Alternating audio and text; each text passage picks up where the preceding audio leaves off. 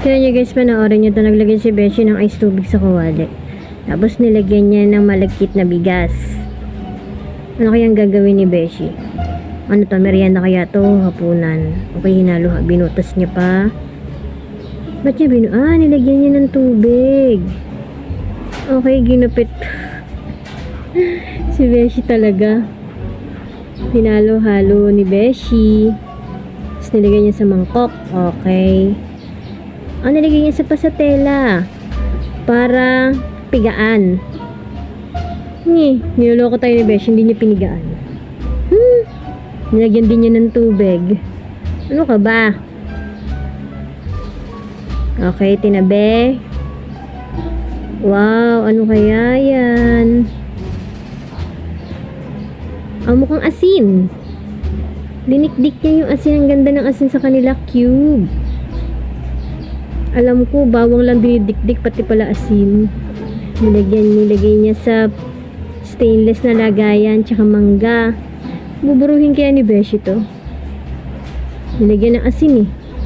Tinakpan ng salakot. Binutas ba? Beng, beng, beng. Pinahirapan niya lang sarili niya, mga Beshi. Tinanggal din niya yung tubig. Meron pa siyang hulmahan. Dari ng hulmahan ni Beshi. Ang ganda siguro niyan. Wala. Nuloko na lang tayo ni Beshi. Nilagyan na lang din niya ng ganyan. In-steam. Tapos kinuha na niya yung mangga. Anong gagawin mo, Beshi, dyan sa mangga? Okay. Hinog pala. Paano mabuburo yun? Binalatan ni Beshi ang mangga. Para saan kaya yan? Ay, ginawa niyang cube. Fruit salad. Hindi siguro.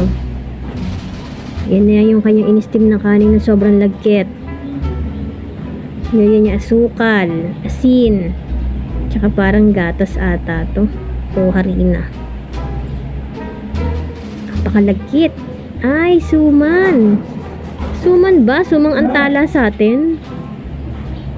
Kaso masarap sa kanila, may gatas. Uy, ang ganda Okay, nilagyan niya sa steamer. Ano kaya yan? Glutinous rice o harina? Ayan na, mahimaga yung budo ni Beshi. Sinala.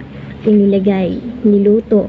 Nilagyan ng asin, asukal, at pandan. Niluto na niya. Ayan na. Nilagyan niya na ng gatas.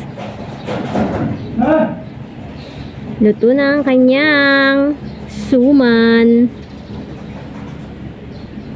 Ay, mahiwaga imbudo na naman yan. Nilabas niya. Panghulma. Dun palang mangga. Okay. May paribon pa si Beshi, astig. At dun din pala yung tinunaw niyang glutinous rice. Ay, ang sarap mo. Masarap to Wow, astig.